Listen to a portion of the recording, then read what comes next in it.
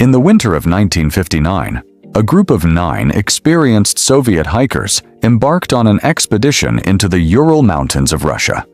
They were young, skilled, and prepared for extreme conditions. But what began as a routine trek turned into one of the most disturbing unsolved mysteries in history, because days later, search teams found something impossible: a campsite abandoned in panic, and bodies scattered across the snow, as if something had forced them to run for their lives.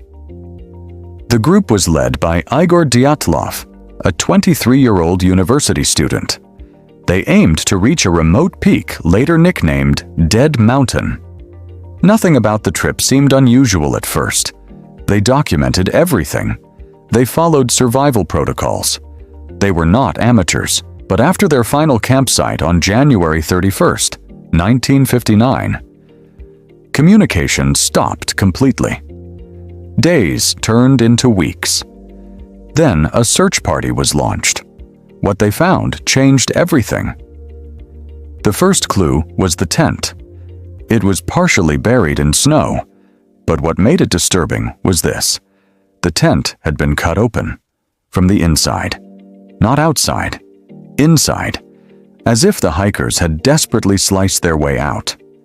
Inside the tent, searchers found shoes still neatly placed, clothing left behind, food supplies untouched. Nothing suggested a planned evacuation. Everything suggested panic. Then came the footprints, barefoot footprints, leading away from the tent into freezing darkness. One by one, the hikers were found, some near a frozen cedar tree, others deeper in the forest. The conditions of the bodies raised even more questions. Some had severe internal chest injuries, broken ribs, skull fractures. But here's the shocking detail: their injuries looked like a car crash or avalanche compression. Yet their skin had almost no external trauma. Even stranger, 2 of the victims were missing their eyes. Another was missing her tongue. And yet, there was no sign of a struggle, no tracks of an attacker, no obvious cause of death. Just silence. Over the years, many explanations have been proposed. 1. Avalanche theory. The official Soviet explanation is that an avalanche forced them to flee. But critics argue no clear avalanche marks were found. The tent wasn't fully buried. Some injuries don't match avalanche trauma. So many researchers reject this theory. 2. Military testing theory.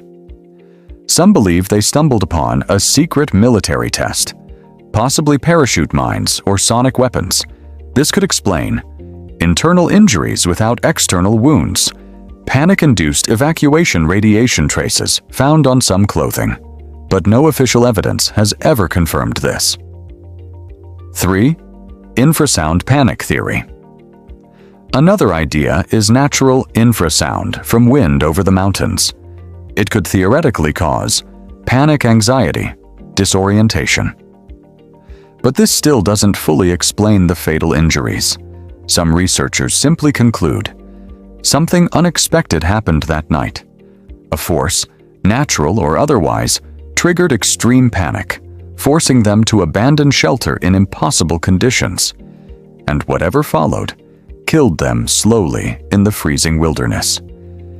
Even today, more than 60 years later, the Dyatlov Pass incident remains unsolved.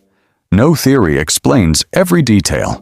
No investigation fully closes the case, and no answer satisfies all the evidence.